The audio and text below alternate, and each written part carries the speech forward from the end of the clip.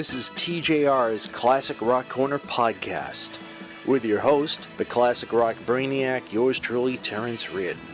Sit back and listen to me gush over albums that I love that either had an impact on my life or rock and roll in general, and be rest assured that there's no country or rap nonsense to be found here. So welcome to another exciting episode of TJR's Classic Rock Corner podcast. The boss is back. It's the Classic Rock Brainiac Terrence Reardon on TJR's Classic Rock Corner podcast with a brand new episode. But today, I figured I would do a new episode and talk about a band that I just went to see on the first weekend of August, the second gig of a band who are the most popular heavy metal band in U.S. history. And this band has been always a favorite of mine for the last 30 some odd years, and I'm not just saying it for kicks and giggles either. It's Metallica. For those of you who don't know what the hell I just said, it's Metallica. And today I'm going to be talking about their 1984 masterpiece, and my favorite of the original era, Ride the Lightning, which turns 40 years old, A, and B, I knew I could do a better job with the review than the original review I did so many years ago. So this is my second Metallica episode. And this time it's my current self and talking about it, and also bringing up some songs that they did from the album when I went to see them. I went to night 2 of the M72 weekend at Gillette Stadium just outside Boston in Foxboro. For those of you who have not ever been to the Bay State, I've grown up in the Bay State most of my life. I've actually lived here for 39 of my 48 years of being on planet Earth. So apart from August 2003 to February 2012, I've pretty much lived in Mass from January 24th, 1976 to the end of August 2003, and then I moved back up here on March 1st, 2012, because I was homesick and depressed. And if anything happened to either my father or I, it'd be best to be buried up here. I'm not saying either of us are going anywhere, but you all catch my drift. Well, here's how it came to be for me going to Metallica. This is the little prelude before going into the review for the album, so you're going to get 2 reviews for the price of 1. First, the concert review. Everyone's like, how was Metallica? Let's just say it's the first time I've seen them live, and they blew me away. I knew they were going to be great, but I didn't expect them to be phenomenally great.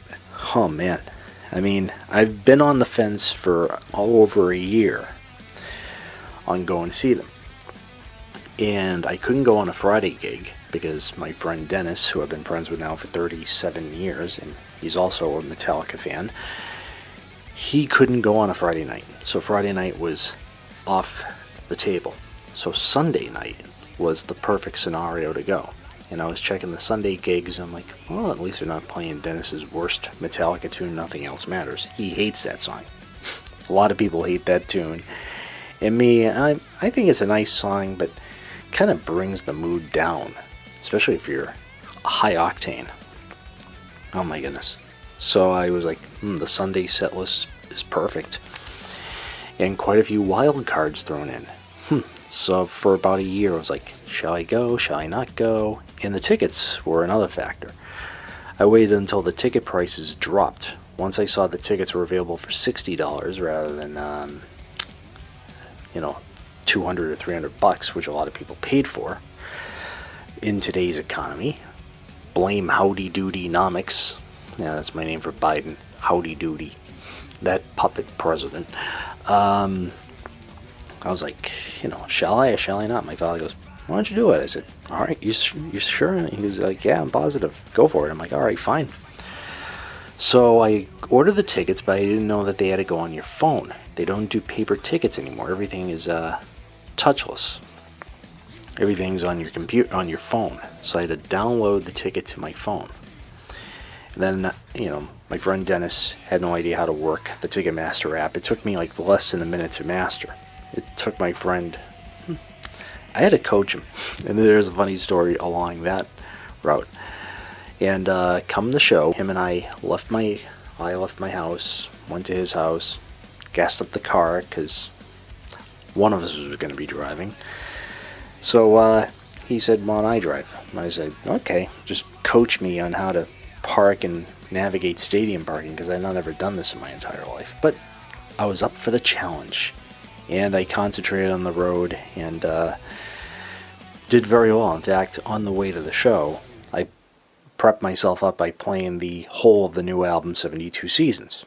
And Dennis agreed that the album was great. In fact, we loved the last 3 albums they put out, which basically showed the band went back to their roots, and the band were reminded on how great they were. So we listened to 72 Seasons on the way.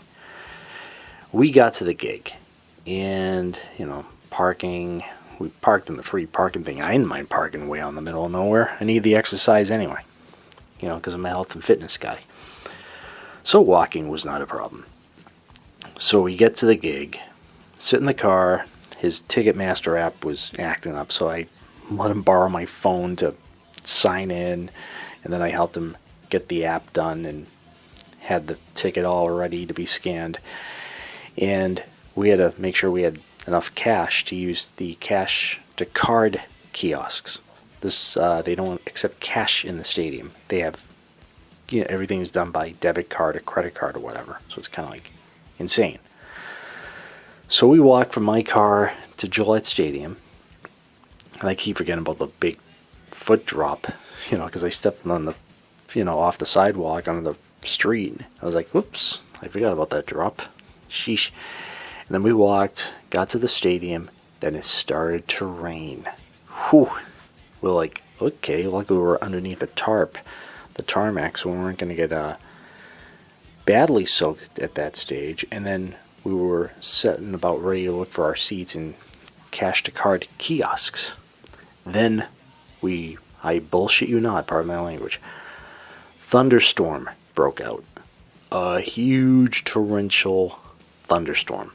Downpour, and we saw lightning bolts. And some of the hecklers were like, "Are they going to play Ride the Lightning?" I go, "Not to spoil the set list, but apparently so." They're like, "How do you know?" I go, "Well, they play it on the Sunday night gigs." They're like, "Oh man, we hope you're correct." I go, "I'm always correct. There's a few wild cards that I don't know what they're going to play, but I pretty much know the Sunday set from the back of my head." So after the thunderstorm cleared, Ice Nine Kills did not play, thank goodness, because I don't like that band. And then Five Finger Death Punch. Shows you how clueless on today's bands I am. They played, but I didn't give a damn about them either. So my friend and I went to look for cash to card kiosks. So I put money into one, and the damn thing died. The thing died as I was putting money in. And I went to this, the security at Gillette Stadium and said, "Hey, look, the machine went. I put $62 in there. Didn't spit out a receipt. No card either. Help me out." Like, "Don't worry, calm down, we'll take care of this." "How much?" $62. And my friend's like, "Yeah, he put the money in, the damn thing froze up on him." I'm like, "See?" "Yeah." And then everyone, they're like, "It happened right in front of us." They're like, "All right, calm down." The security at Gillette were great. The staff were helpful, and they were just like, here's $62, a card with $62 on it. You're good. I was like, all right, here's what I'm going to have to do. I'm going to have to get another card with another $60, which I did. So I had to do this very scientifically. Then, as I was about to do a third card, the machine went down again. I said, "Dennis, get your food. I'll get to our seats. You stay put. I'm going to go look for another card to cash to card kiosk." So I did another bit of walking and found another cash to card kiosk. Luckily, this one worked perfectly, so I put an additional $120 on a third card. Luckily, that card turned out to be the card that I would use to buy the merchandise I did, which was 3 killer t-shirts, which here's the pictures of the shirts I grabbed. The shirts fit perfectly. I had to go with double XL because they didn't have XL, but I like the shirts anyway. They were great. And unfortunately, they don't do programs anymore or LPs at the gig. Some bands, they do sell records at the gig and programs and other things, but the shirts I got were great. Excuse me, $50 each, but again, Bidenomics. And then I grabbed my dinner, which was a stadium pizza, which I was fine with eating pizza because I don't eat hot dogs or pork. So pizza, pretzel, Sierra Mist, or Starry, which is the Pepsi equivalent of Sprite. Grabbed everything and then got back to the stands as they were doing the set changing and was ready to go. And and then Dennis had to run to the restroom. I kept the fort, and I was like, sorry for the delay. I had to get a third card with a debit card, prepaid debit card, and got that, and then got the 3 shirts, my dinner, and I managed to eat my food well before the band hit the stage. Put my earplugs in so my ears wouldn't be screeching, and the band finally took the stage at 20 past 9. There was a strict 11 o'clock curfew, but Metallica got to have the curfew waived because of the rain, and they were the first band to play there since Guns N' Roses to waive the curfew, because when Guns N' Roses played there in 2017, I think their curfew extended to 11:30. So Metallica had theirs waived to 11:20, and let's just say from the moment the house lights went down and the opening strains of It's a Long Way to the Top, If You Want to Rock and Roll from AC/DC, I was like, things are about to get serious and time to kick some ass.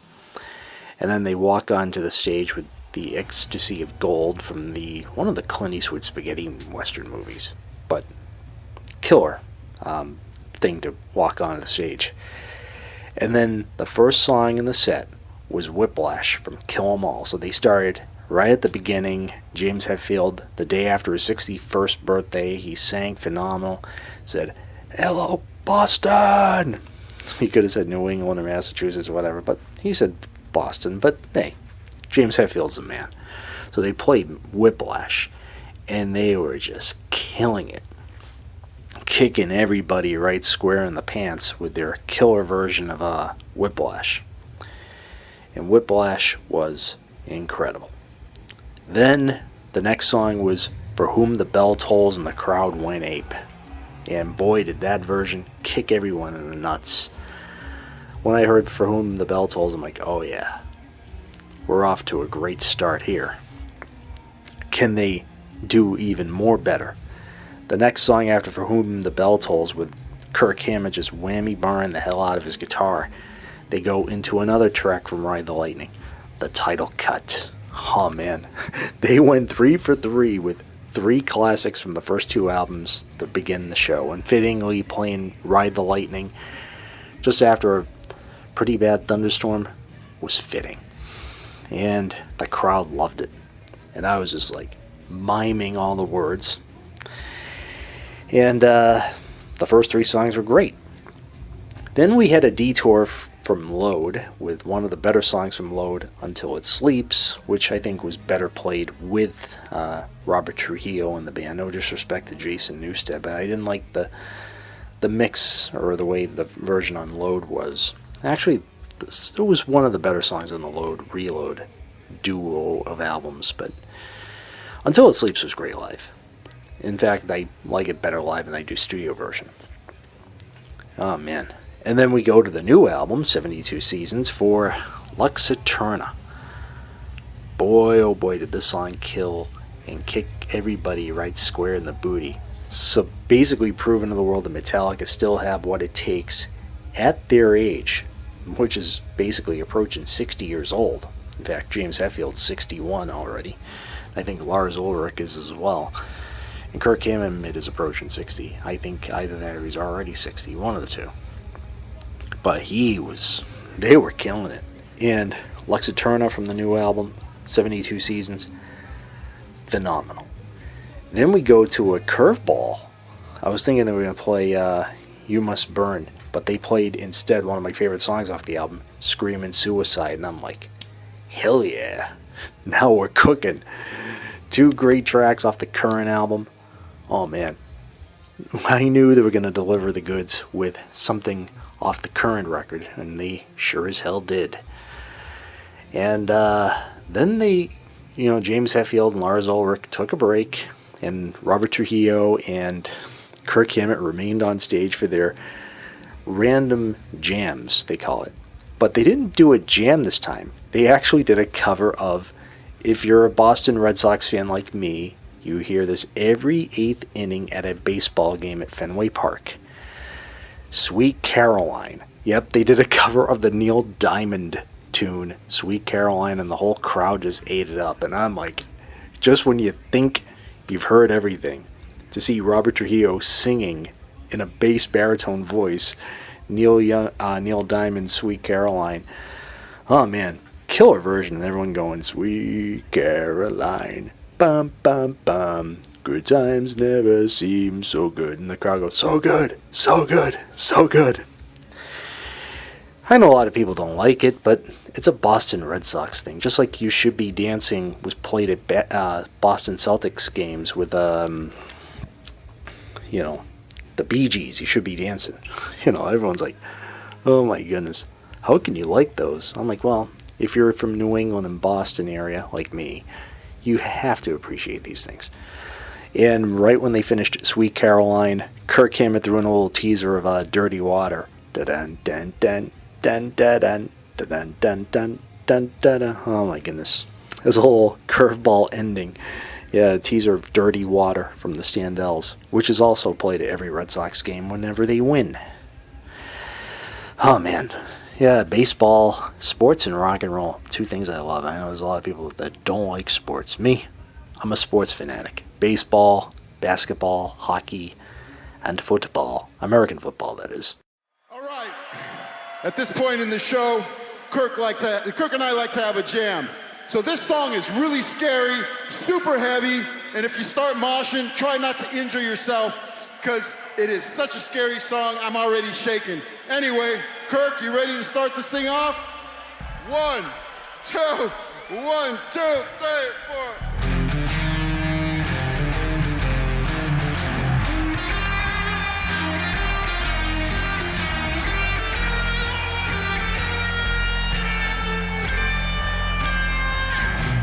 When it began,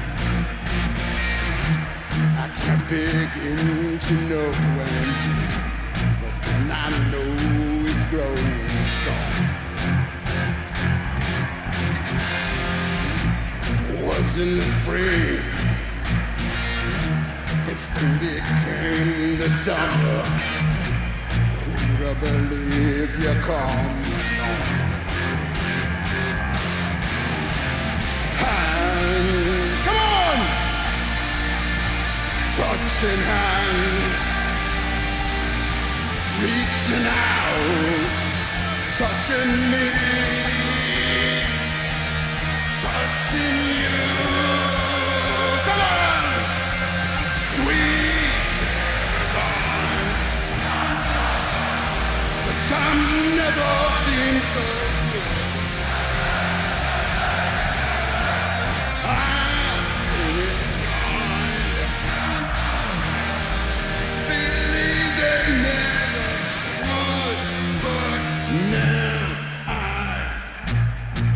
At the night,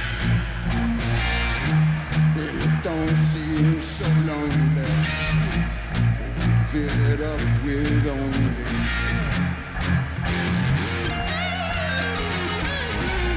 and when hurt runs off my shoulders, how can I hurt when holding you?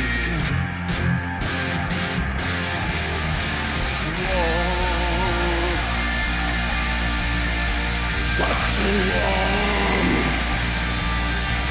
reaching out, touching me. Come on, touching you. Sweet Caroline, and I've never seems so good.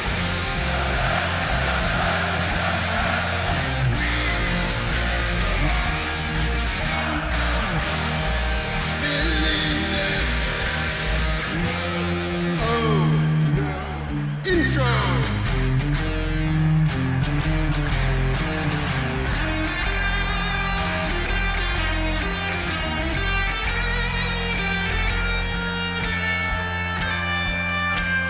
Sweet Caroline,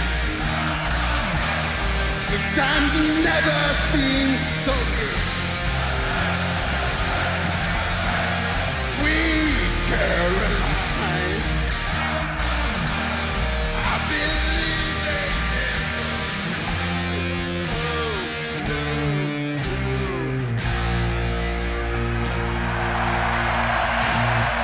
That's for you. Thank you so much. The heaviest song in the world, Sweet Caroline.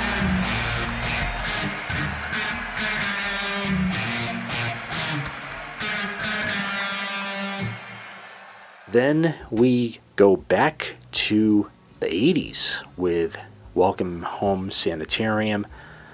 Oh man, it was great to hear that tune live, because I had, and Kirk Hammett was using his Peter Green Gibson Les Paul, which he just used for quite a stretch of the show.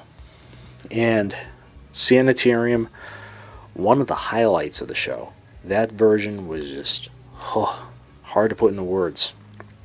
Amazing, epic, grandeur, majestic.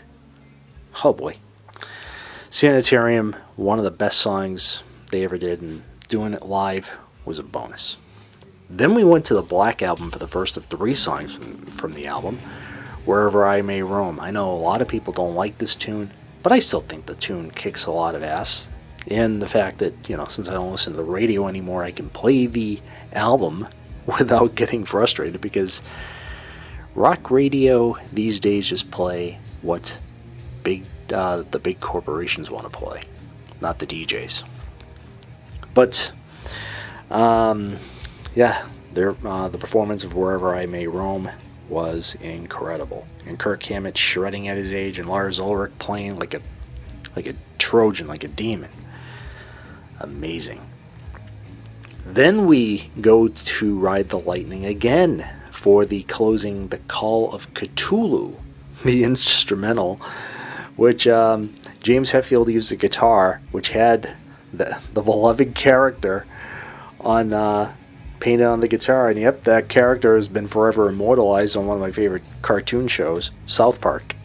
Oh man, the version of The Call of Cthulhu here was brilliant. Began with the arpeggiating thing from S&M with the orchestrations by the late Michael Kamen, and the band just kicks in, and Robert Trujillo doing that wah-wah bass, just killing it. Kirk Hammett using the greeny Les Paul, just shredding the hell out of the damn thing. And then the band just rocking out, da-da-da-dun, da-da-dun, da-da. Oh my goodness. Think you'd be bored by a 9-minute instrumental. Luckily, I'm a fan of this. I know the first night they played Orion, but I got the better one, The Call of Cthulhu. Nothing tops that as far as I'm concerned. The Call of Cthulhu owns for the win. And instead of Lars doing the timpani roll into the ending, he used the 2 floor toms of his drum kit to do the drum fill.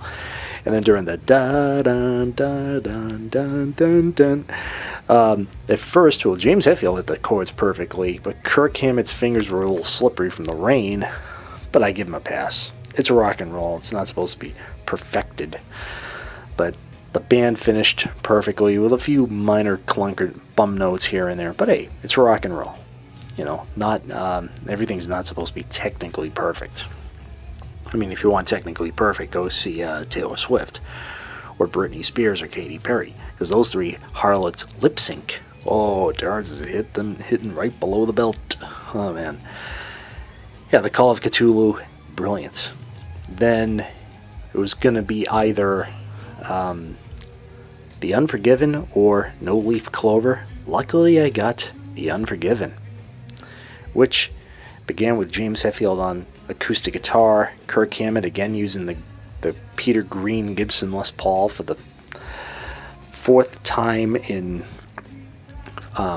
as many songs, and just doing the clean sounding first, and then new blood joins this earth. Oh man, I mean, the song was always, I always enjoyed the song. My friend Dennis kind of grew into appreciation for it. He's like, the studio version's overplayed, but live, I don't mind it now. I'm like, well, when they play it live, you kind of grow in appreciation.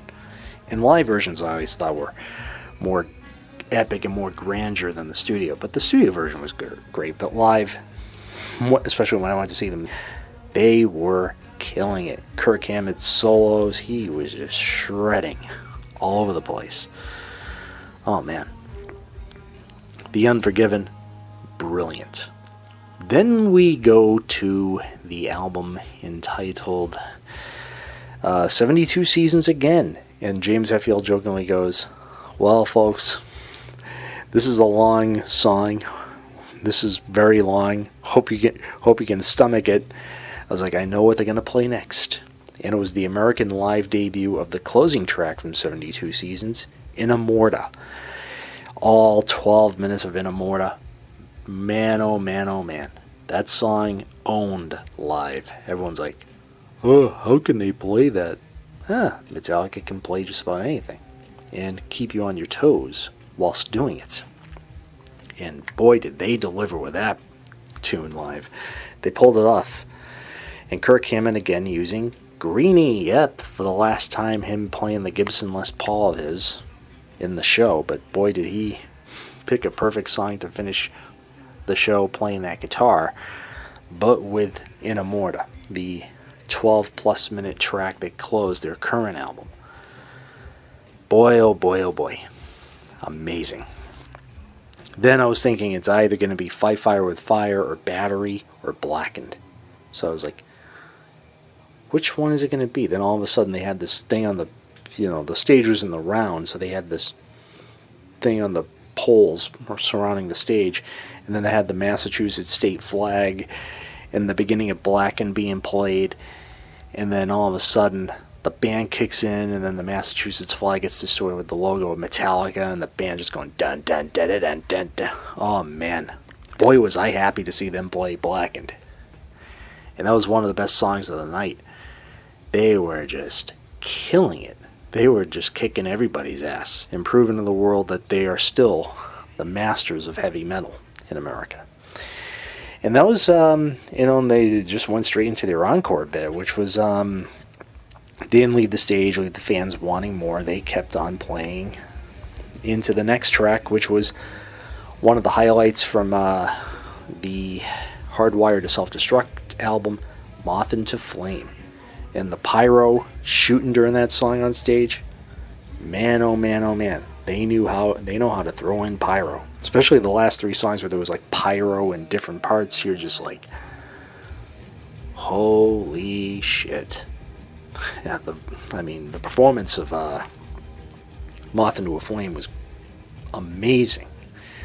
The Moth into a Flame. Oh man, I couldn't even forgive them for the infamous Grammy Award performance they did in 2017 with Lady Gaga, who's not my cup of tea, but she's a metal fan, so I gotta have some respect for her. But her music does nothing for me.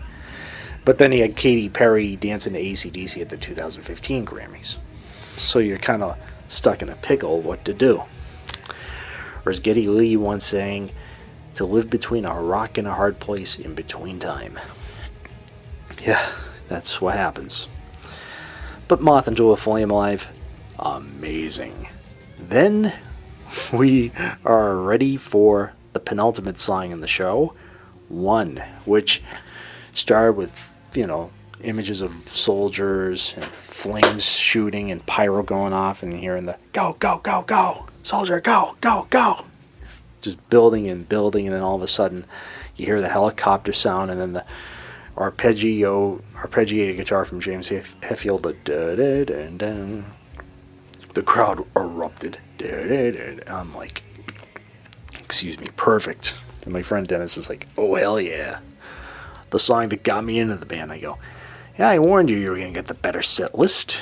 And one was performed brilliantly. The whole stadium was singing along. I was miming, of course, because I wanted to just soak everything in. I took pictures. I did like a few pictures per song and then posted it.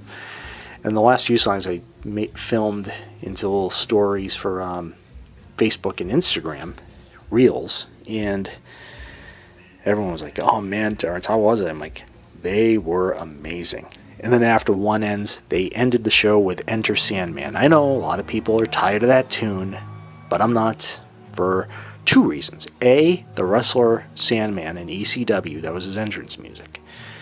B, Mariano Rivera, arguably one of the greatest closers in baseball history. That was his entrance music, although he was not a Metallica fan, but that song became his entrance music to go in and put the opponent to sleep for the 1, 2, 3. And I always liked Enter Sandman, going back to when it first came out. And the band, as they were playing, they had these big inflated balls with the black and white, the black and yellow from the album cover, the M72 balls bouncing all over the place during the song, and the band just playing on, and then thinking the song ended with the Neverland right there. And then you're thinking, is that how the concert's going to end? They kind of then did the fake ending, and then all of a sudden the final da-da-da-da-da, da-da-da-da, and then the pyro blast. And the band just kept on playing and playing and playing and playing. And then the show ended with the big finish. And boy, did they kick everybody right square in the balls for a hell of a gig. And then right when the band finished the final notes, my buddy and I walked out to try and beat the traffic, but we were going to be stuck in traffic anyway, so we couldn't have left even if we wanted to. That was the thing. So after the final note hit, my buddy Dennis and I decided to flee and try and beat the traffic, but we were going to be stuck in traffic for an hour anyway. So actually we were in traffic for, I think, almost 90 minutes in the parking lot. People getting out, not knowing what the hell they're doing. They were drunk, high, whatever. And Dennis and I were compos mentis. That means we don't smoke, we don't drink, we don't do drugs, anything. So while we were waiting, I was like, well, rather than stay high on octane listening to, keep bleeding Metallica, which I didn't want to torture not torture, but you know what I'm saying. I didn't want to play it after the gig because, the show was finished. So I had to play some tunes to come down. So the first was Dogs from Pink Floyd's Animals. So we played that, and watching all the drunks try and get out. Some people, there was like miles and miles of traffic, and that finishes, and I go to Echoes from Live at Pompeii, the version that was released on the Obfuscation set from Pink Floyd. So I played that. So I spent 41 minutes listening to Pink Floyd music to bring the mood down and deal with the nitwits. Then The Trees in Xanadu from Rush, live from 1981, live at YYZ. And then I figured, what the hell? Put on something even more epic to get the hell out. Supper's Ready from Genesis from Seconds Out, the live version. And of course, as that song was playing, all 24 and a half minutes of it, so we were being treated to epic long songs to get out of the traffic jam. And then, last but damn sure not least, the live version of Whole Lotta Love from Led Zeppelin's The Song Remains the Same. A plug and shout out to JCM Classic Led Zeppelin Stories channel. I'll have more about him on the next episode. But as soon as we got to the Boogie Chillin' Boogie Mama section, I was flying on the highway doing about 70 on a 65, which was great. The perfect song to get your sort of blood moving. And then I figured I would wind things down after I dropped my buddy off. Finished with playing a couple songs from Coverdale Page to bring the mood down. Dropped him off at his front doorstep. And then went home and I decided to play Live Like a Hurricane from Neil Young's Live Rust, which is a forthcoming episode, which I have to finish recording and doing different versions of the songs that appear on that album, and the album that preceded it, the Rust Never Sleeps. Oh man, so I have a lot of Rust Never Sleeps stories to share. And live Rust. And you heard it here, folks. Didn't get home till like 2:15 in the morning, but the show was incredible. If Metallica were to come back to New England and play Gillette or Fenway again, you bet your sweet ass I'll go see him again. And that's all I got to say about the Metallica concert I've been to. Now we go from Metallica in current day to 40 years ago this month, or the end of July, going into August 1984. And my look at their second album, Ride the Lightning. This was the band's second full-length studio album, and this was their first self-produced album. Metallica, who at that stage consisted of singer, songwriter, guitarist James Hetfield, still an original member, drummer Lars Ulrich, the other constant in the band since its pre-recording days, lead guitarist Kirk Hammett, who of course has been with him on every album from Kill 'Em All forward, so he's, I guess you can call him an original member, and the late great thundering bass playing dynamo Cliff Burton. May he lay in peace. So the band throughout 1983 had some success with Kill 'Em All, and gaining a reputation in the heavy metal world as an antithesis to all that gay LA metal is Dave Mustaine, who was a founding member of Megadeth before he was forced out for his erratic behavior, and forced original bass player Ron McGovney of Metallica to fly the nest after Dave Mustaine went violent at him. Oh man, Dave Mustaine was a lunatic. But such is life. But Metallica were gaining a foothold. Kill 'Em All was a huge success in the community, in the heavy metal community, and the band now had the nerve and the confidence to create a second album. So for the second album, the band decided to record in Denmark. Instead of recording in the US like they did their first record, they recorded their second album in Denmark, the home country of drummer Lars Ulrich. And this began a relationship they would sustain with the recording engineer Flemming Rasmussen, which would continue for the next, I think, 3 or 4 releases. Yeah, Flemming Rasmussen would become the unofficial 5th member of the band for the rest of the 80s decade. And his first project with the band was as engineer on Ride the Lightning, because Ride the Lightning was self-produced by the band and was recorded between February and May of 1984. And it was first released on Megaforce Records in August 1984. And I didn't know it was originally a Megaforce only release initially, because until I saw it, an original copy, while I was working at Sounds Good Music in Port St. Lucie, Florida in 2006-2007 time. I saw an original press with the Megaforce label. I was like, I've never seen this before. I've seen Elektra Records copies, but not Megaforce. And it said mastered by Tom Coyne, who's now one of the head mastering engineers at Sterling Sound, which now has its locale in Tennessee. And executives at Elektra Records heard the Kill 'Em All of the Ride the Lightning album, were impressed with Kill 'Em All. They went to the guys in Metallica and said, "Hey guys, how do you feel about signing up with us? We'll give you major distribution of your music across the United States and Canada." And they said, "You got yourself a sale." So the band inked a deal with Elektra Records, who then re-released Ride the Lightning in November 1984, and it was given a remastering by one of the great mastering engineers in the history of mankind, Bob Ludwig. And if you see Bob Ludwig's name on a mastering credit, you know you're going to get quality material, because Bob Ludwig did the mastering on albums by the Rolling Stones, everything, Tattoo You. He did, Dirty Work. He did the remastering of their albums from the 1994 remasters that were released on Virgin back in the 90s. The Ozzy Osbourne remasters of the 90s he did. He did every Rush album from Moving Pictures through different stages, and he did the 1990s remastering campaign for the band. Dire Straits, he did every album from Love Over Gold forward. Bruce Springsteen, he's handled every everything he's released since Nebraska, and of course Born in the USA, everything Springsteen's done ever since. Bob Ludwig's name has been the mastering engineer, and he's also done AC/DC's 4 key albums, being Back in Black, For Those About to Rock, Flick of the Switch, and Fly on the Wall. Yeah, those latter the other 3 albums after Back in Black, I know a lot of people don't like Fly on the Wall, but I think that album was killer. And Flick of the Switch is highly underappreciated.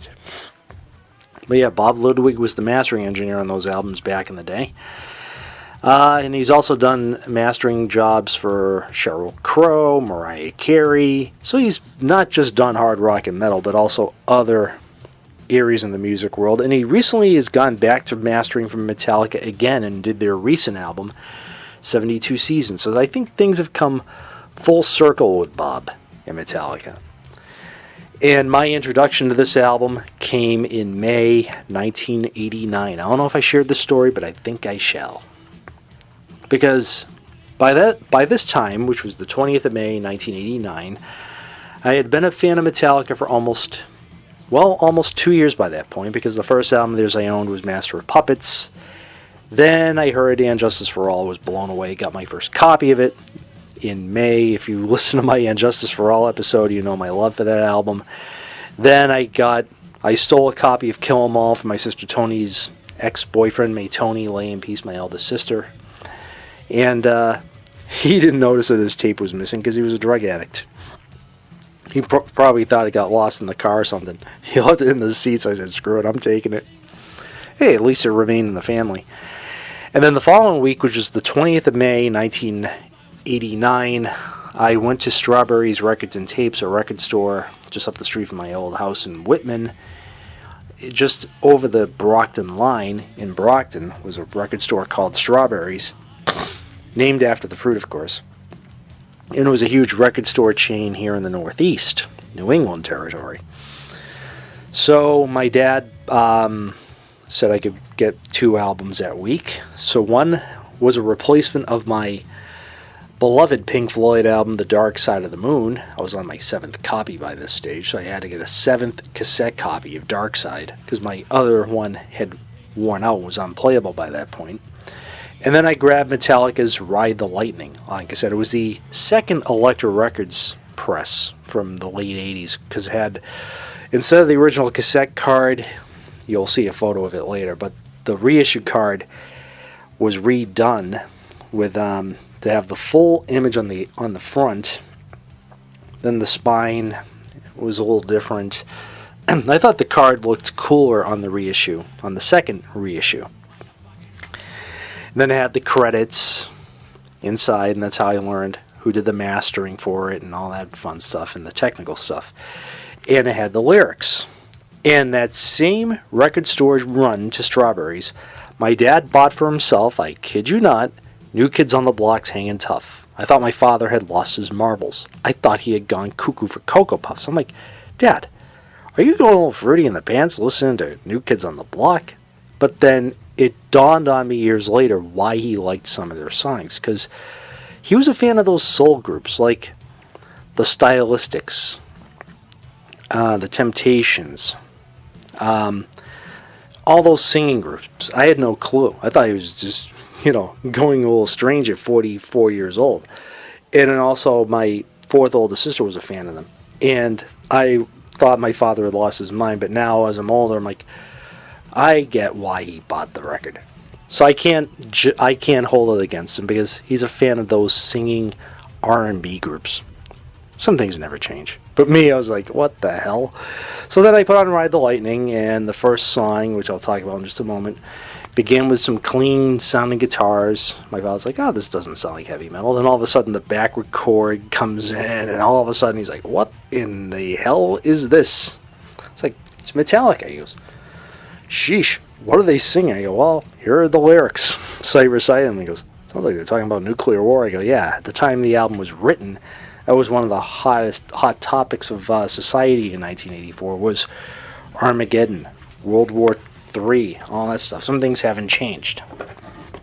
But this album, from top to bottom, oh man, perfection beyond perfection.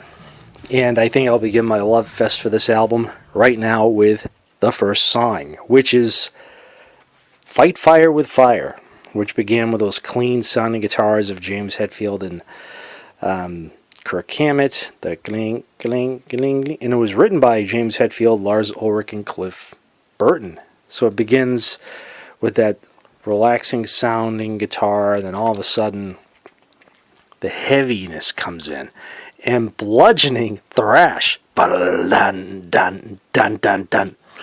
Oh man. And then just kicking ass on this damn tune. It's like boom, boom, boom, boom, boom. They're like, what the heck are they doing? And then as I was reading the lyrics, James Hetfield's voice sounded very sinister on this track, but the lyrics: do unto others as they've done to you, but what the hell is this world coming to? Some things haven't changed. That verse is still relevant, more relevant now than it was back in 1984. Blow the universe into nothingness, nuclear warfare shall lay us to rest. Some threats of nuclear war haven't changed. In fact, at the time this was recorded, the Cold War between America and Russia was going on. Luckily, a few years after this album was released, the Cold War threats ended when Reagan and Gorbachev squashed things and we brought down communism, and peace between Russia and the U.S. was going very strong, especially when Elder Bush was in and Boris Yeltsin. Things went well until that rat bastard Putin decided to screw everything up. But I don't mean to get political, folks, but that's just 50-50 hindsight. Back to the tune. The chorus: fight fire with fire, ending is near. Fight fire with fire, bursting with fear. And then James Hetfield goes, we all shall die.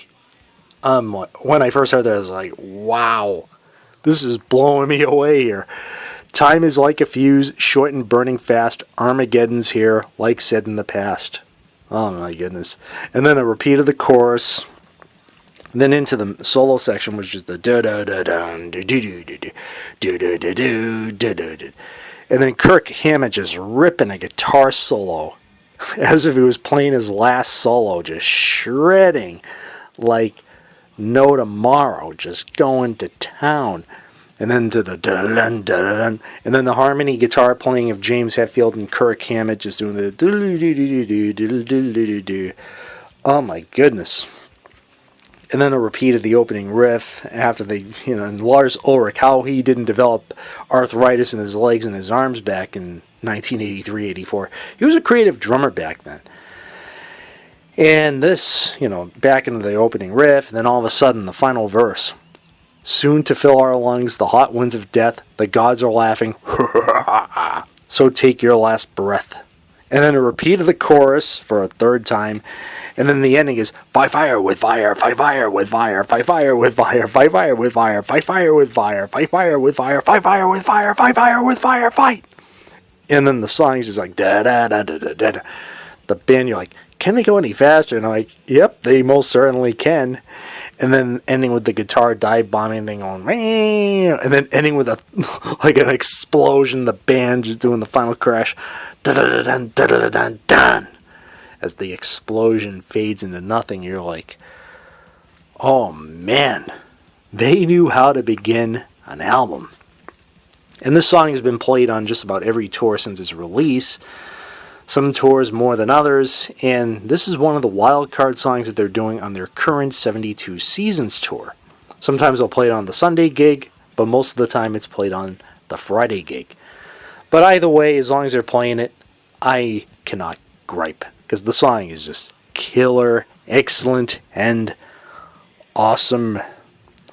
Now, we go to the next track, that being the title cut, which was written by Hetfield, Ulrich, Burton, and Dave Mustaine. Yes, Dave Mustaine actually wrote this before he got kicked out of the band, so they had some songs left over from their early demo days which made Ride the Lightning. This was one of them.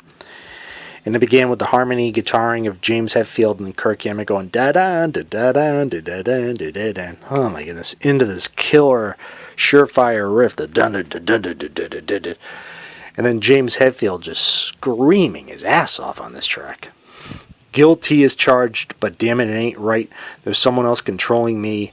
Death in the air, strapped in the electric chair. This can't be happening to me. Basically, talking about a person who was about to get death by execution of the electric chair. Who made you God to say, I'll take your life from you? And then, of course, the chorus flashed before my eyes. Now it's time to die. Burning in my brain, I can feel the flame. Oh, man. And the riff is just so catchy. Be singing for days on end. The next verse. Wait for the sign to flick the switch of death. It's the beginning of the end. Sweat chilling cold as I watch death unfold. Consciousness my only friend. My fingers grip with fear. What am I doing here? Then a repeat of the chorus. And then all of a sudden goes into something different with a you're like, oh man, these guys are just killing it on this track. And then of course the bridge chorus is, will someone help me? Oh please God help me. They're trying to take it all away. I don't want to die. And then into the repeat of the then all of a sudden it goes into somewhere else for the solo section where Kirk Hammett just ripped the guitar solo and playing it as if his life depended on it.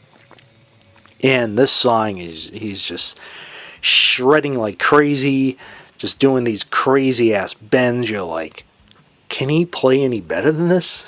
And on this track, yeah, he proved to be a killer, amazing guitarist in Metallica, and he's been on every studio album, along with Hetfield and Ulrich. So you can't really imagine a Metallica without Kirk Hammett, because he's also the unsung hero in the band. And his solos on this track, amazing.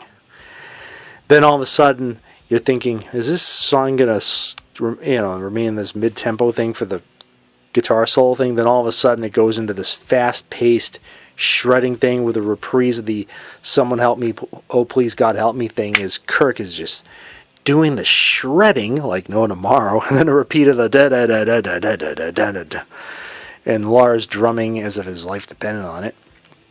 Then a repeat of the bridge verse, someone help me, oh please God help me, they're trying to take it all away, I don't want to die.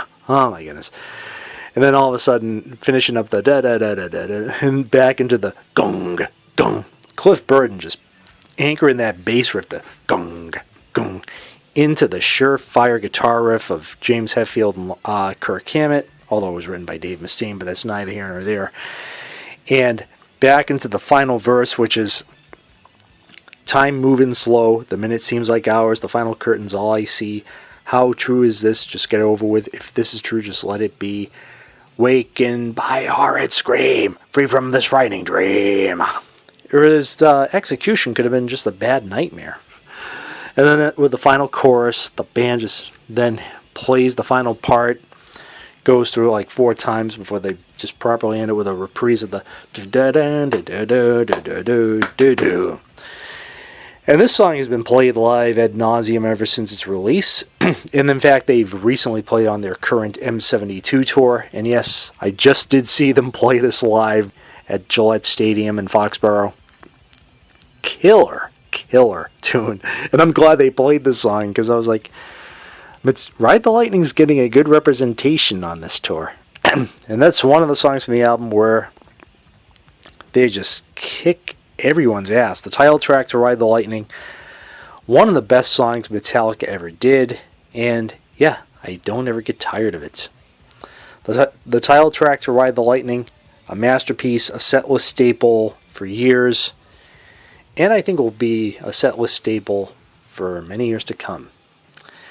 Now we get to the most famous song from the album, which is For Whom the Bell Tolls, which, like Fight Fire with Fire, was written by Hetfield, Ulrich, and Burton. And when I first heard this song, I thought it was a guitar doing the do-do-do-do, do-do-do-do-do. But then when I saw a live performance, it was Cliff Burton playing that intro with a wah-wah pedal and distortion. And I was just like, man, oh man, this is anesthesia pulling teeth vibes with the wah-wah-wah-wah-wah-wah-wah. As James Hetfield and Kirk Hammett are going gung-gung-gung-gung with the guitar riff, and then Lars Ulrich just pounding the drums. And then all of a sudden it gets into a groove with the bum bum bum bum bum bum bum bum bum bum bum. Dun, da, da. And Robert Trujillo did a damn good job replicating Kirk Hammett's, Cliff Burton's bass riff. May Cliff Burton lay in peace. I'll have a little tribute to him at the end of the review. But this song is just, no matter how many times I've heard it, I don't ever get tired of it. And of course, the verse, make his fight on the hill in the early day, constant chill deep inside, shouting gun on the run through the endless gray, on they fight for their right, but who's to say? For a hill men would kill, why they do not know, stiffened wounds test their pride, men of 5 still alive through the raging glow, gone insane from the pain that they surely know. For whom the bell tolls, time marches on. For whom the bell tolls. And then all of a sudden the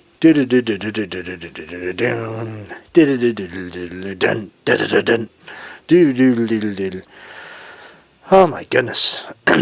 Killer riff. And then all of a sudden the final verse. Take a look to the sky just before you die. It's the last time you will. Blackened roar, massive roar fills the crumbling sky. Shattered goals fill his soul with a ruthless cry. Stranger now are his eyes to this mystery. He hears the silence so loud. Crack of dawn, all is gone except the will to be. Now they see what will be. Blinded eyes to see. And then, of course, the repeat of the chorus. For whom the bell tolls, time marches on. For whom the bell tolls. And then ending with the da, da, da, da, da, da. And Kirk Hammett just ripping out a spastic guitar solo where he's just going completely, pardon my French, apeshit at the very end of the song. And this song has been played live on every tour since its release. Every tour they've played this track. If they skipped a tour, I apologize. But yeah, they did play this when I went to see him. And then during the chorus, James Hetfield goes, Boston, for whom the bell tolls. The crowd would sing it. Beautiful. And then of course, during the second repeat of the chorus, James Hetfield goes, Boston, for whom the bell tolls. Oh my goodness. And then the ending where Kirk Hammett's just going whammy bar crazy on his guitar. Although I think he used the flying V on the original recording. But in live versions, he's using one of his ESPs where he's just doing dive bomb pyrotechnics. In fact, they played this song, I believe, at Woodstock 99.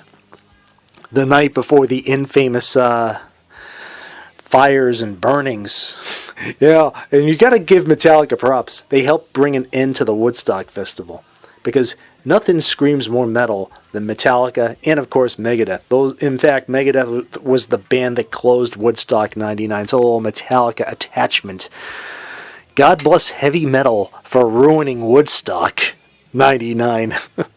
Oh, man. Yeah, and they're like, oh, Limp Bizkit. I'm like, well, what'd you expect when you booked a couple heavy metal bands at a Peace and Love festival? Metallica were like, screw peace and love. We're singing about war, destruction, violence, death.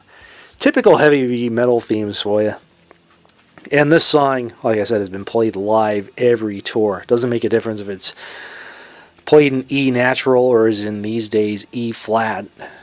You know, it doesn't make a difference. As long as the song is good, that's all that matters. For whom the bell tolls, amazing song. I don't get sick and tired of it no matter how many times I've heard it. The song just kicks, as they say in the Marine Corps, Reconnaissance, oorah. And that's all I got to say about For Whom the Bell Tolls. But a killer tune. And we then get to the closing song on side 1 of Ride the Lightning. A long 7-minute ditty called Fade to Black, which was written by all 4 members of the band, Hetfield, Ulrich, Burton, and Hammett. And the theme of the song is not a happy theme, but a very somber theme of lyric, suicide. I don't condone suicide, but sadly, the song is about, about suicide. That's the lyrics of the song. And it began with James Hetfield's guitar arpeggiating thing in the key of B minor, kind of comfortably numb vibes of the do do do do do do do do do do do, alternating between B minor and A, and then Kirk Hammett's guitar solo building in intensity and building and building and building, and then all of a sudden goes into this chord sequence which is in the key of A minor with C and G. and E minor to balance everything. And James Hetfield says about the track, him and Lars Ulrich were obsessed with death at the time the song and Ride the Lightning album was produced, and he admitted that a break into their gear truck, resulting in the loss of his beloved Marshall amp, also contributed to the theme, the mood of the song. And it was also the band's first ballad, so to speak, and addressed the lyrics are about suicidal feelings. And I'll read you some of the lyrics right now. Life, it seems, will fade away, drifting further every day, getting lost within myself. Nothing matters, no one else. I have lost the will to live, simply nothing more to give. There's nothing more to me for me. I need the end to set me free. Into the heavy that riff is just like blowing your mind. And then Kirk Hammett doing a multi-track guitar solo, the do do do do do do do during that section.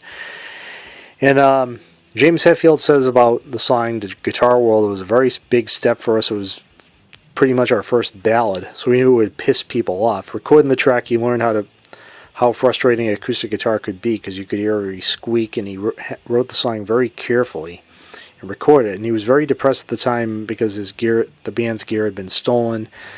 They had been thrown out of their manager's house for destroying things and drinking the liquor cabinet dry. And it's a suicide song, and we got a lot of flack for it, as if kids were going to kill the song themselves because of the song.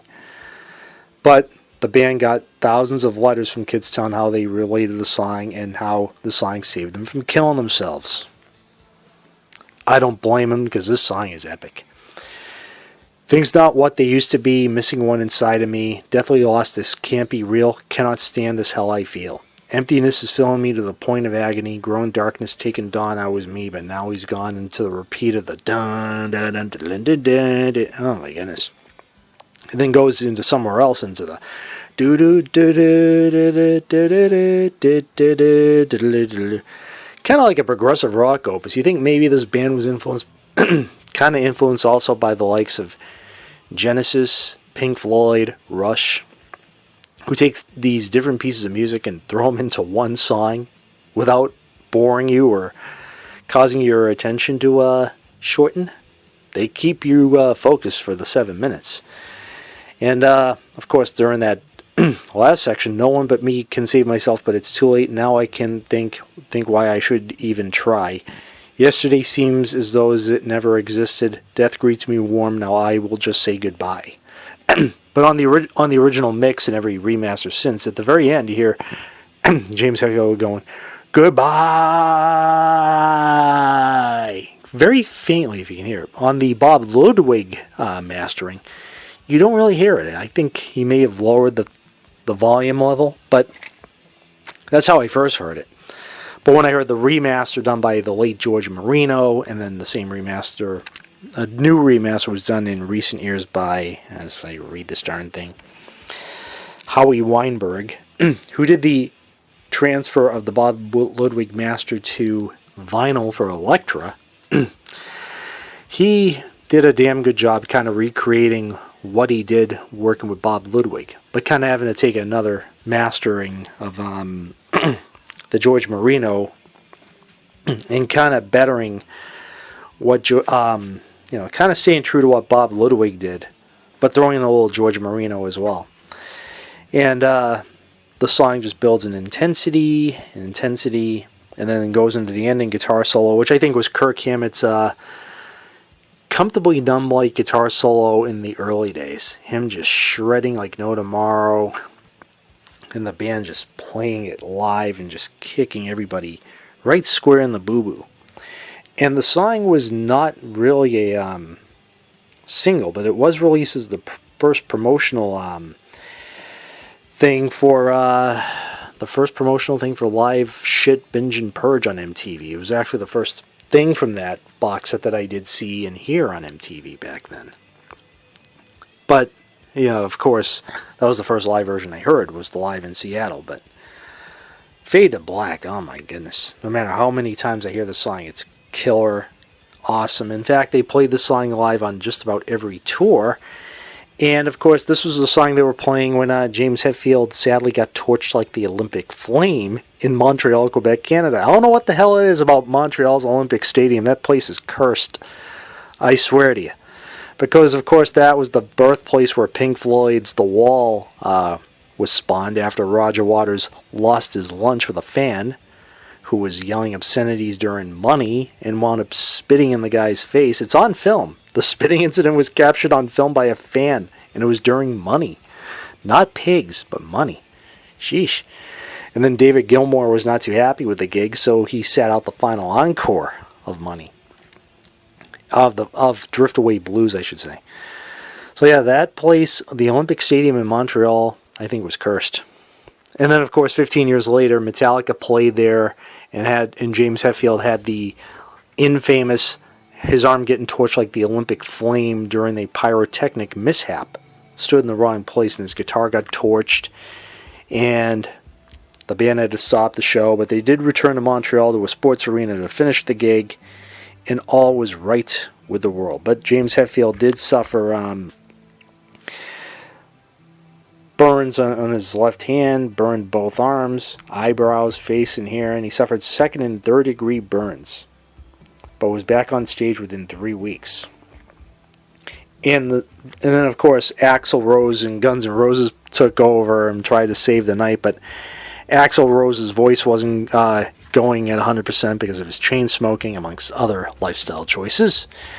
And Guns N' Roses abandoned the stage, I think, after 6 songs, and a riot broke out at Olympic Stadium. Sheesh.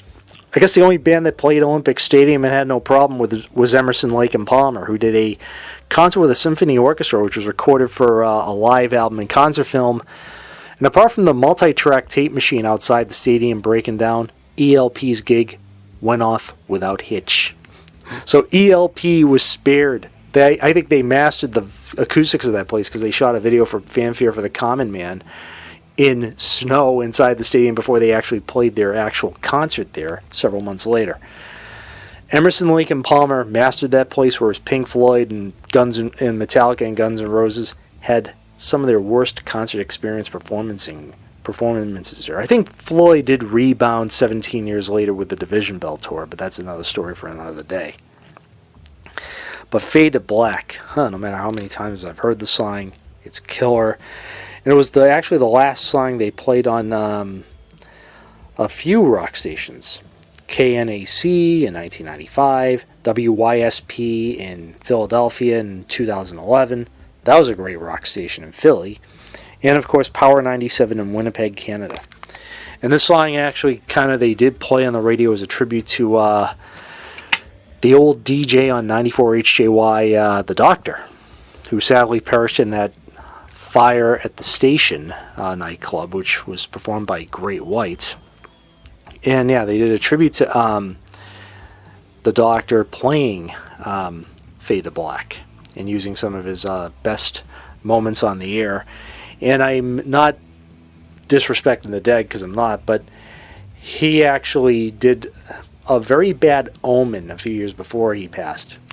I think playing Cadillac Dreams from Kiss's Hot in the Shade as the first thing from that album, I think whoever gave him that copy of Hot in the Shade, they should be, to quote Garfield and the Cat, anyone who did that to The Doctor should have been drug out in the street and shot. Or worse, make them watch an embarrassing video of themselves on social media. Oh my goodness. If we could get the Doctor, the Metal Doctor from 94 HJY back, if it was possible, I'd trade him for, I don't know, Nick Cannon, or, I don't know, Ryan Seacrest, or even Simon Cowell. Send one of those three to the Lord. Give us back the Doctor, because he didn't deserve to go the way he did. But I didn't mean to get off topic, but Fade to Black, killer track. Not much more I can add. They are playing it on this current tour, but sadly it's being alternated on the first night. There were some shows where they did play on the second night on the 2023 leg, but now it's been predominantly sent to the first night on the 2024 leg. So I do know they did not play Fade to Black, otherwise I would have been gushing over it during my review, but the amount of songs from Ride the Lightning I got, I can't complain. Because if I was a complainer, I'd be like, oh, they didn't play this song. Oh, they didn't play this. God, Just be happy they're playing, for goodness sake. Because they only got one song from Ride the Lightning on the first night. Whereas the second night, which is the one I went to, I got spoiled. And I already talked about two of the songs they played already. So Fade to Black, Killer Way to End side 1, and then you had to flip either the vinyl record over to side 2 or the cassette to side 2. And we begin with another killer, heavy bludgeoning track. One of the shorter songs of the album, if I'm not mistaken. Yeah, 4 minutes and 3 seconds. The shortest song of the album, I should say.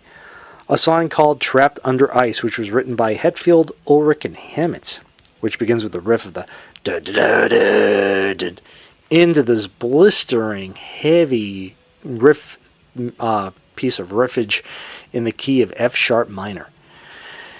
And James Hetfield singing as if he was possessed by the devil. I don't know how to live through this hell. Woken up, I'm still locked in the shell. Frozen soul, frozen down to the core. Break the ice, I can't take anymore. And then the chorus, him screaming, freezing, can't move at all. Screaming, can't hear my call. I am dying to live. Cry out, I'm trapped under ice. Oh my goodness. And then back to the verse riff, more guitar soloing. And then, crystallized as I lay here and rest, eyes of glass stare directly at death. From deep sleep I have broken away. No one knows, no one hears what I say. Freezing, can't move at all. Screaming, can't hear my call. And then a repeat of the chorus. And it goes into somewhere else with a dun dun dun dun dun for the bridge of the song. I took music theory, so I know my music theory stuff. So it goes into a bridge in E. Scream from my soul, fate, mystified hell forevermore. Oh my goodness. And then some more musical twists and turns, and then a reprise of the opening of the guitar solo section, you know, the verse section with another blistering solo from Kirk. No release from my cryonic state. What is this? I've been stricken by fate, wrapped up tight, cannot move, cannot break free. Hand of doom has a tight grip on me. Freezing, and of course, repeat of the chorus. Talking about cryogenic state, being trapped under ice. You think maybe in the movie Demolition Man, the producers of the movie were influenced by the lyrics of the song? You'd be the judge. But this song is killer, and I think they only played it live. Let me check the Ride the Lightning tour, because if I'm not mistaken, let's go to Metallica Live set lists 1985 or 1984 and see if they played Trapped Under Ice back then. But Trapped Under Ice, either way, it's been played quite a few times over the years live, and the song is just still catchy, killer. And on the initial tour for Ride the Lightning, the initial tour, I don't think they played it. But I'm just seeing what songs they did play off the album here. Let me go to this darn thing. But yeah, they played, Trapped Under Ice, they've played sporadically over the years, but they did not play on the initial tour to support the album. But still, just a killer tune. And just an amazing song. Trapped Under Ice for the win. Now we get to a song called Escape. No, not a rewrite of that stupid Pina Colada song by, Rupert Holmes. Nor is it a remake of the Journey song from the album of the same name either, but a Hetfield Ulrich Hammett collab composition, which just begins with the dun dun dun dun dun dun dun dun. Oh my goodness. What a killer tune. The lyrics even speak for about escaping from negatives, whatever. Feel no pain, but my life ain't easy. I know I'm my best friend.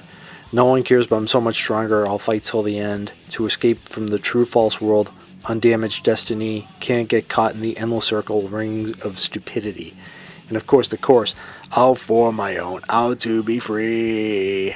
One with my mind, they just can't see. No need to hear things that they say.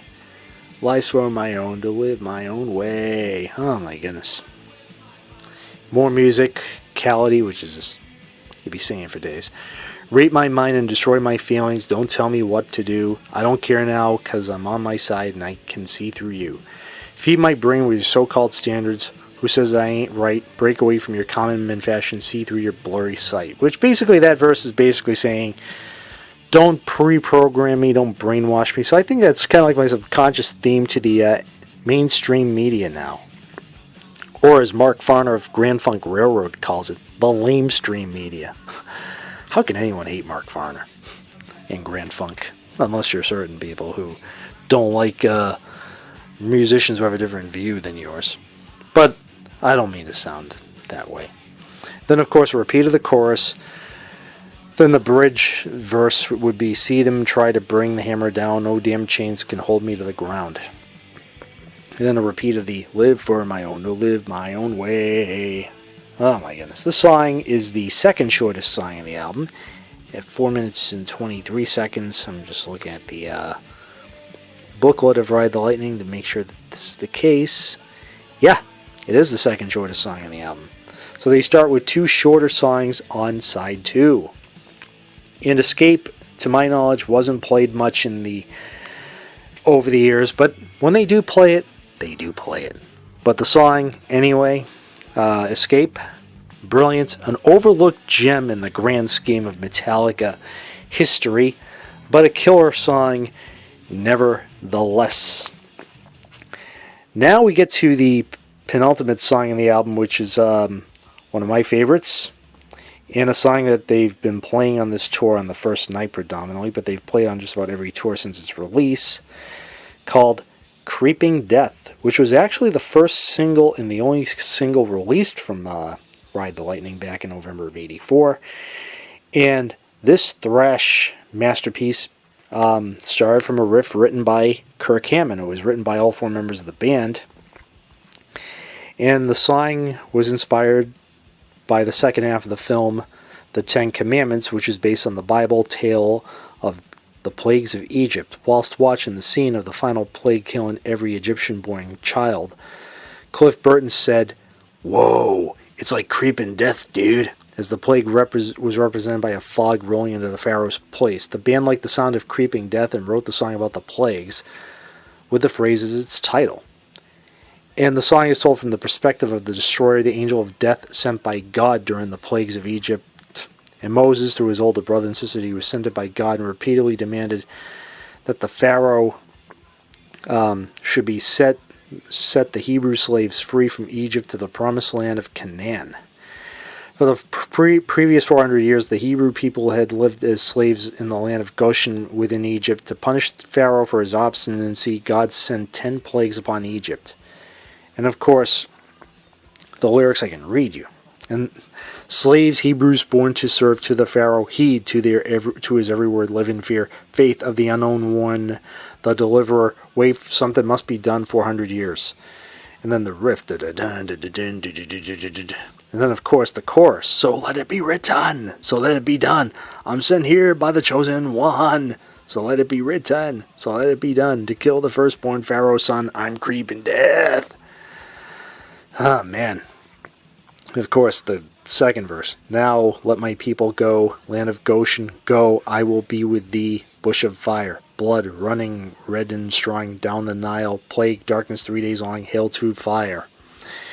Then a repeat of the chorus, and then Kirk Hammett just letting out another blistering guitar solo, just shredding as if his life depended on it.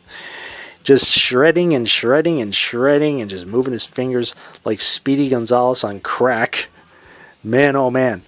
And then we get to the section where people chant the word die. Dun, dun, dun, dun, doo, doo, doo. Yeah, if you know the song, you know what I'm talking about, of course. Die. By my hand, I creep across the land, killing firstborn man as people are chanting, die, die. And then, of course, die by my hand, I creep across the land, killing the firstborn man. Then back to the main riff of the tune and singing, I rule the midnight air, the destroyer, born I shall soon be there. Deadly mass, I creep the steps and floor, final darkness, blood, lamb's blood painted door, I shall pass. And then, of course, the chorus is sung again, but then the last part of the chorus, James Hetfield overdubbed himself singing in a more monstrous deep voice. So let it be written, so let it be done, to kill the firstborn Pharaoh's son. I'm creeping death as he's singing. that is like, I'm creeping death, with the overdub of I'm creeping death. Oh my goodness. You think maybe they inadvertently had death growls in those days? You be the judge.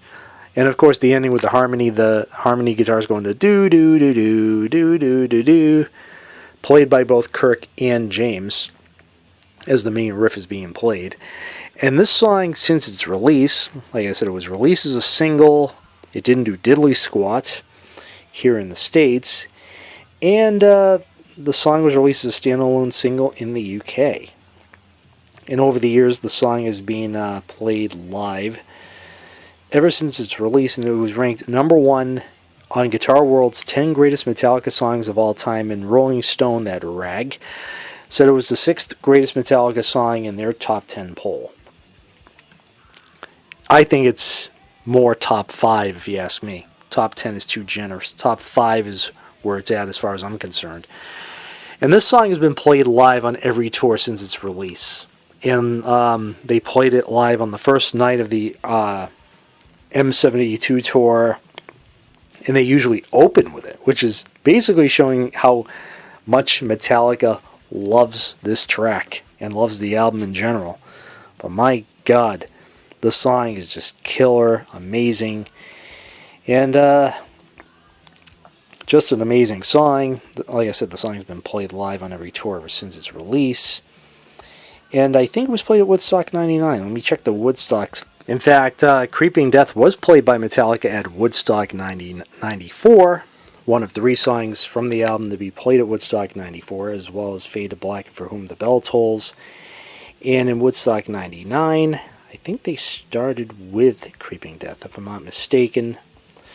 I'm going to the set list, Metallica, the Woodstock set list of Metallica in 90. Let's see. Oh, they played Fight Fire with Fire at Woodstock 93. Woodstock 99, excuse me. I'm reading this thing.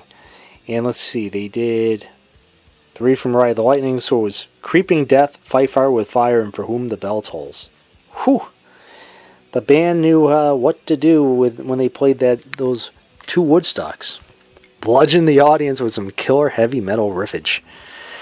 And Creeping Death, of course, a brilliant song. I don't ever get tired of it, no matter how many times they've played it over the years. I'll listen anyway.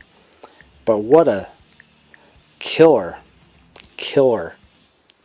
tune it is, and forever shall be, and forever will be. Oh man. And now we get to the end of the album, and the album ends with a 9-minute instrumental called The Call of Cthulhu. And yes, it was based on the legendary fictional cosmic entity, which looks like some weird monster thing. And the Cthulhu was a monster of vaguely anthropoid outline, but with an octopus-like head whose face was a mass of feelers, a scaly, rubbery-looking body, prodigious claws on hind and 4 feet, and long, narrow wings behind. And it's said to resemble a green octopus dragon in a human caricature, hundreds of meters tall, with webbed human-looking arms and legs, and paired with rudimentary wings on its back. And the head is depicted as similarly to the entirety of a gigantic octopus with an unknown number of tentacles surrounding its mouth. And this instrumental in the key of begins in the key of D minor with this guitar arpeggiating thing, and it was written by Hetfield, Ulrich, Burton, and Mustaine as this amazing guitar exercise. And then it builds in intensity with a do-do-do-do-do-do-do-do, and then builds up and builds up and builds up. And the star of this particular track was the late Cliff Burton on bass guitar with the wah-wah bass. Oh, man. He was a creative bass player. And him doing all those crazy runs on the bass. Oh,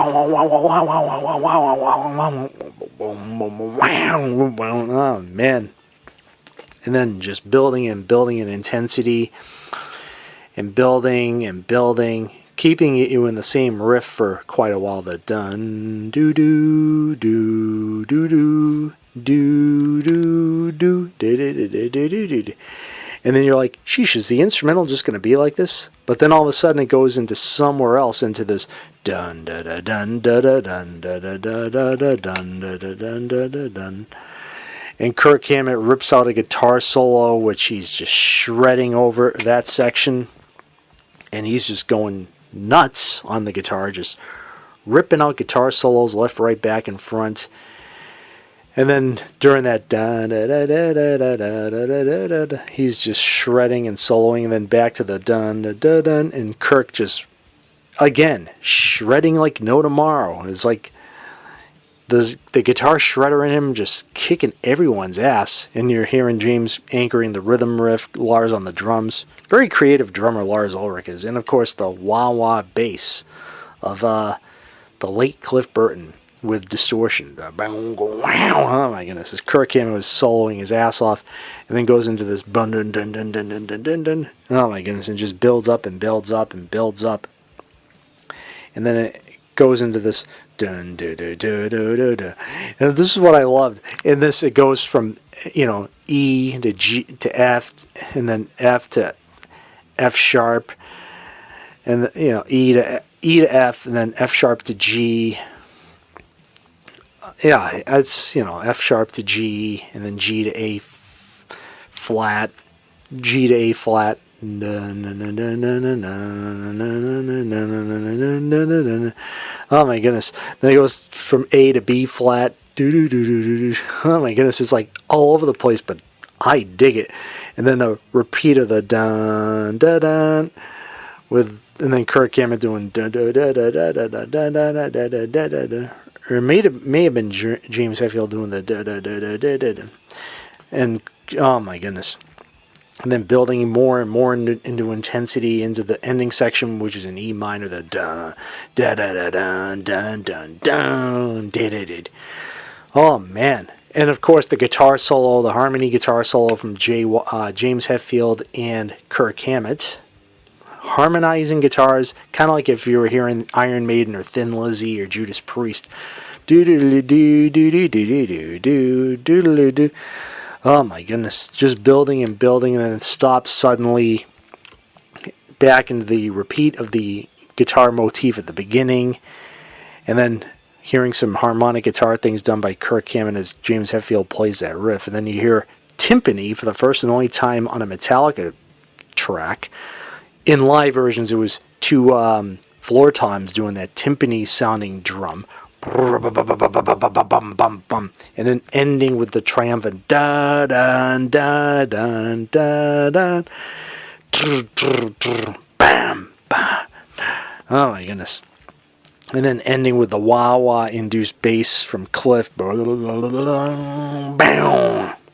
to end. And of course, Cthulhu, now I know what he looks like, because the character of Cthulhu was, of course, immortalized in the cartoon South Park. Eric Cartman as Coon and Friends befriends Cthulhu to destroy the world. And one thing about Cthulhu, although it's a fictional character, at least he did one of the coolest things in the world. He killed Justin Bieber and destroyed the hippies at Burning Man. If Cthulhu was for real, none of this shit would be going on. But God bless South Park. And this instrumental, amazing, killer. They played it live a lot over the last quarter century, going back to the live version on S&M with the orchestra conducted by the late Michael Kamen. In fact, there's two live versions on S&M 1 and S&M 2, and they've done it as just a standard band version. And Robert Trujillo, who's the bass player now, pulled in the spirit of Cliff Burton whenever he plays it. In fact, when they played it, I went to see them. When the song finished, James Hetfield goes, "That's for you, Cliff," as in Cliff Burton. And what a killer way to end an album. I mean, you have different types of album closes. One which is the epic finish, and then you have the ending, the cliffhanger ending. Expect the sudden ending, and then the slow drawn out finale, or the triumphant finale ending, which ends in a major triumphant key. So different types of ways to end albums. And then of course, endings which leave you wanting more, or just endings that are just epic. And The Call of Cthulhu is what I call an epic ending to a masterpiece of an album. And that wasn't all that was recorded for Ride the Lightning, because they had two cover tracks that were recorded during those sessions that first were released on the Creeping Death EP in the UK, and then eventually was released here in the States on the Elektra Records reissue of Kill 'Em All, which these two songs are now on Garage Inc. First, a cover of the Diamond Head, the first is Blitzkrieg, which is a song from the band Blitzkrieg. I didn't hear the original until years later, but Metallica, I think, did the definitive version. And I have it in that order because Blitzkrieg was at the end of side 1 of Kill 'Em All on the cassette, the Elektra Records reissue, that is, back in 83. The first reissue of Kill 'Em All had, in 88, Blitzkrieg at the end of side 1 and Am I Evil at the end of side 2. And Blitzkrieg, I think, was a killer cover. Was recorded during these sessions but did not fit on the vinyl record due to time constraints. And it was recorded with engineer Mark Whitaker, but remixed by Fleming Rasmussen. And of course, the other cover is the most famous, Am I Evil, which was originally done by Diamond Head. I heard the Diamond Head one years later. I was like, too sappy. Metallica, at least they put balls on it and kicked everyone right square in the nuts for the killer definitive version of Am I Evil. And Am I Evil, Blitzkrieg, just a killer, two killer covers. And that's what Ride the Lightning comprised of when it was recorded and the songs that made it. When Ride the Lightning was first released on Megaforce Records initially, it debuted in the lower reaches of the Billboard 200. And it slowly crept up the charts, believe it or not. And then once it was reissued by Elektra, the chart position just continued to inch a little more forward and more forward and more forward. And by March 1985, the album peaked at its initial peak of number 100 on the Billboard album chart, which for the next 3 decades would be its highest peak, and eventually selling about 5-6 million copies up to that point. Then in 2016, when the album was re-released, it got a brand new, underline brand new, chart position peak. Its new peak, number 48 on the Billboard album chart. And because of the reissues of the box set and all that fun stuff, the remastered vinyl, remastered CD, which was done brilliantly by Howie Weinberg, the album now peaked at number 48 on the Billboard album chart, and has to date sold close to 7 million copies in just the US alone. 7 million copies in the US alone, you can't really complain about that.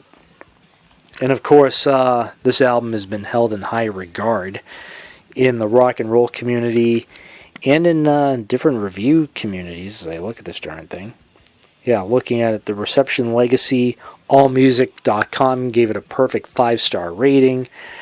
The Rolling Stone, that rag album guide, gave it a 4 out of 5. But Rolling Stone kind of contradicted itself, because on their Rolling Stone Masters of Metal magazine, their recommended pick of album from Metallica is Essential Listening. The top one is, the must-have is Ride the Lightning. And it says about Ride the Lightning in here, Kill 'Em All made Metallica instant legends, but they sealed their legacy on their second album, Ride the Lightning. Although Heshers called them sellouts for playing below 220 beats per minute this go-around, the band proved its versatility with a tender song about suicide out of Faded Black, the devastating For Whom the Bell Tolls, which marched along steadily enough you could actually hear its crunching riffs, and the biblically apocalyptic Creeping Death and its Die, Die, Die sing-along, perfect for campfires and war rallies. Metallica made room for melody as well, and lead guitarist Kirk Hammett's solos became a beacon for the band, especially on the brilliant closing instrumental, The Call of Cthulhu. I may not agree with Rolling Stone on a lot of things, but on that, I can't argue with them that Ride the Lightning is their masterpiece, especially from the early days. When Cliff Burton was in the band, Ride the Lightning was the masterpiece of an album, and that's the album I go back to the most. And of course, And Justice for All is another favorite. 72 Seasons is quickly becoming a favorite. So yeah, Metallica may have lost their way for a while in the 90s, but they eventually redeemed themselves. And history has proven that Ride the Lightning has actually, as I'm reading this darn thing, there's been several reissues and re-releases over the years. The first aforementioned was the Elektra Records reissue in '84, which was remastered by Bob Ludwig for when it was first released on a major label. And then it was remastered again in 1995 by the late George Marino. You'll note that when it says E/M Ventures Incorporated is the copyright owner, because the first Elektra press had Elektra/Asylum Records as the copyright holder. E/M Ventures is one of Metallica's ventures of them owning their music. And then 21 years after that came the 2016 remaster done by Howie Weinberg, who helped Bob Ludwig with the original Elektra Records mastering. He did his old boss proud on this remaster. And also a deluxe box set was released with an expanded track listing and bonus content. Included the original album on vinyl and CD with an additional vinyl record containing a live show recorded in LA, a picture disc containing the Creeping Death EP, 6 CDs of live recordings, interviews, rough mixes, and demos recorded from 1984 to 85, and a DVD of live performances and interviews with the band. I think that thing is now out of print. My old podcast colleague who doesn't like me, from Rock Metal Combat, Mr. Schmack and Magab, no slight on him, he still hates my guts, but I tip my hat off to the dude, because I'm being the better man here. He has that box set, and he loves those early Metallica albums. For some reason, he didn't like the Black Album, but that's okay, because I am a fan of the Black Album. Is it their best album? No. But do I think it's terrible? Absolutely not. But Ride the Lightning, to this day, still a masterpiece, still a classic album, and an album that, quite frankly, I'll never get tired of. And if you haven't seen Metallica, folks, I urge you to try and check out this current tour, because you'll get your money's worth with Metallica. And this album, just a masterpiece beginning to end. And anything else to add to Ride the Lightning before I go to my pick of the moment? No, but a killer album, and happy 40th anniversary to Ride the Lightning, and I dedicate this review to the loving memory of the late Cliff Burton, who we sadly lost in September 1986 in a freak bus crash in Sweden as the band was touring for the follow-up to Ride the Lightning, Master of Puppets. Cliff Burton, we wish you didn't leave us too soon, but I think God needed a thundering bass player to play those thundering riffs at the pearly gates. And you're up there, I know, right now with your bass playing hero, John Entwistle, and probably another one, Jack Bruce of Cream. So, before I go, I'm going to recommend a pick of the moment album, or two. One will be 72 Seasons by Metallica. This album is just amazing. I know I recommended it on an earlier episode, I think when I did And Justice for All. I recommended it. And of course, it has You Must Burn, Screamin' Suicide, Lux Eterna, the title track, In Immorta. A lot of great tunes on this album. And if you don't know where to begin with Metallica, I urge you to grab any of the first 5 albums and any of the last 3 albums as well, because it's a lot of good things to choose from the band. And I'm also going to go with a Neil Young album. Yeah, you're like, why are you all of a sudden listening to Neil Young? Well, Neil Young, when he's doing the rock and roll thing, he kicks everybody right square in the boo-boo. And the album I'm going to pick is an album of his released in the calendar year of 1981. An album simply titled Reactor, which is a very underrated album. And it was an album he did with Crazy Horse. It's a hard rock record. You got songs like Opera Star, Surfer Joe and Mo the Sleaze, T-Bone, Get Back on It, Southern Pacific, Motor City, Rapid Transit, and the killer classic track, Closing Shots. Man, oh man. Neil Young and Crazy Horse. When you buy a Neil Young and Crazy Horse album, you know you're going to get a good quality album. Especially when they're doing the hard rock thing. And there will be more Neil Young in the next few weeks after I get the Led Zeppelin Into the Outdoor episode completed. I know I can't top what my buddy JCM Zeppelin Stories did, and I'll give him a shout out because he mentioned me on his Song Remains the Same video. I figured I'd return the favor. So before I go, here's some plugs for other podcasts and radio shows I want you to give your love to, and I will be right back. Check out The Rockin' Tours with Guy Pratt and Gary Kemp, both from Nick Mason's Saucerful of Secrets. And I'll have more to talk about with Guy Pratt coming up soon on the upcoming release of the new David Gilmour album called Luck and Strange, which will be out in September. Also check out Eddie Trunk's podcast. How can anyone not like Eddie Trunk? It's humanly impossible. And of course the Chris Jericho podcast, Y2J for the Win. And the following YouTube channels: Michael Borland's Classic Rock channels on YouTube, John Bowden's various Classic Rock YouTube channels. He's awesome. Freeform Rock podcast with my buddy Mark Alden Taylor. That's recommended as well. The Villain Cult podcast with Roy Dam, Eric Lawton, and Mike Lockhart. How can anyone not like those guys? Classic Rock Review. That's recommended. The Professor of Rock. Darren Locke, he's recommended. He's funny. He's deadpan British humor, but God bless him. Melinda Murphy's channel's recommended. Brandon Snyder, great YouTuber. Pete Pardo, Sea of Tranquility. The Man, the Myth, the Legend. And my new favorite, JCM Led Zeppelin Stories. Jose is the king of Led Zeppelin, and the man who's got more copies of In Through the Outdoor than any other human being I know in my life. He has about 50 some odd copies of it. And his YouTube channels and his deep dives into Zeppelin things, awesome, awesome, awesome. And if you're not a Zeppelin fan, check out his channel. You'll be very surprised, guaranteed. Then again, he's the same dude who got me into Santana as of late. JCM, I want to thank you for that, brother. And you're more than welcome to come on my show, and you and I definitely will have to do a collaboration one of these days. We'll have to figure out the time and the place. So before I go, here's some recommendations for other podcasts and so forth and so on. I want you fans to give your love to, and to quote General MacArthur, I shall return. This is Mark Alden Taylor from the Freeform Rock Podcast, where we rock and roll all night and party every day. Come check us out on iTunes and Podbean. Thank you very much.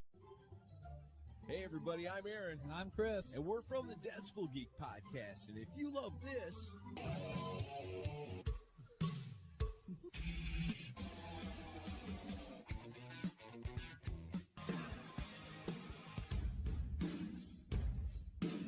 You'll love us. That's right. Brand new episode every single Monday. You can find us on iTunes and at decibelgeek.com. And the best thing is, it's rock and roll and it's always free. Mistress Carey reporting for duty. That's right. After rocking the airwaves in Boston for 22 years on WAAF, welcome to the Mistress Carey Podcast. And if you love rock, this weekly podcast is for you. I'll introduce you to new bands that I think you are going to love, and keep you in touch with the bands that are already your favorites. I'll take you backstage and expose you to the people behind the rock, plus we'll talk about everything else that we know and love, like motorcycles, tattoos, skydiving, hot rods, food, booze, and so much more. And let's not forget all of the branches of our military, our veterans, and first responders. Everything you know and loved about the Mistress Carey Show, but now I'm unfiltered and uncensored. Fuck yeah! And if you never heard me before, well, welcome to the party. Subscribe now so you don't miss Mistress Carey Podcast.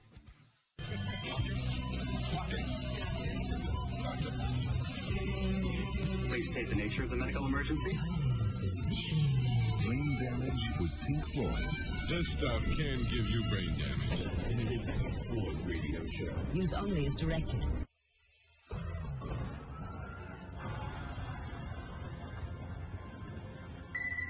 there is no downside in the moon, really. Matter of fact, it's all just...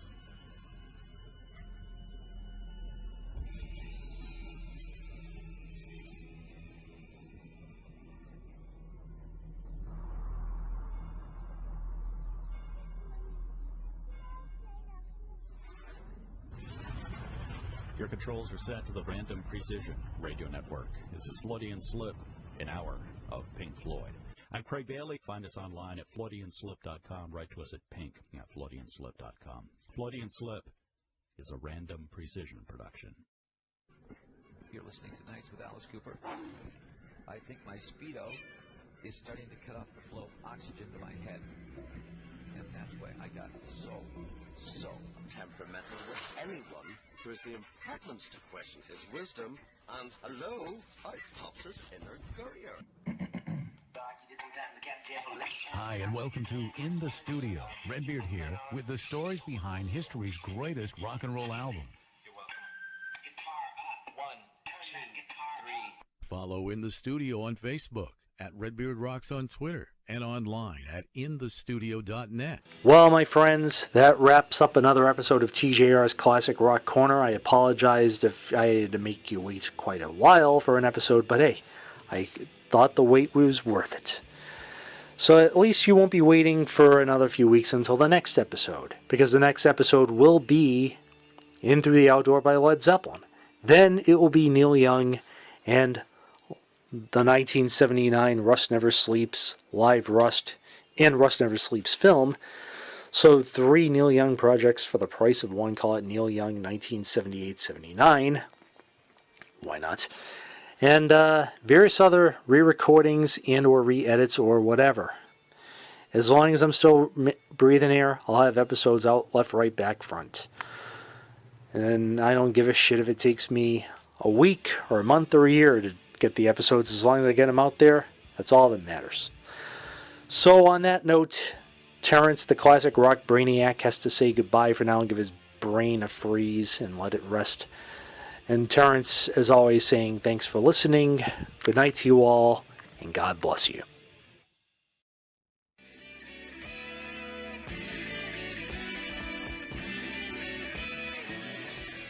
TJR's Classic Rock Corner was written, produced, edited, so forth and so on by yours truly, the classic rock brainiac, Terrence Reardon.